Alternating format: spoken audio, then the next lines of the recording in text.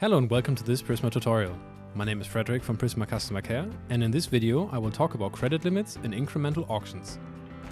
As explained in the Incremental Auctions example video, we strongly advise placing bids in all offer level auctions for the same network point. This is to make sure you receive your desired capacity. Just to reassure you about your credit limit due to the multiple auctions, I can confirm that you will be fine. During the simultaneous bidding for different offer levels, only the highest bid value is used for the credit limit check. This means that if you bid for 3 different offer levels, your bids will not be added together for the credit limit. Only the highest bid is counted.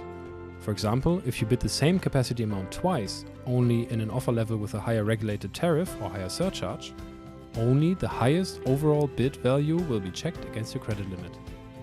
Also, the final deduction of your spent credit allowance will only be done once the economic tests are completed by the TSOs and the auction results are published. So even if you had a higher monetary value on offer level 2, but offer level 1 was chosen, only the price for offer level 1 will be deducted from your credit allowance.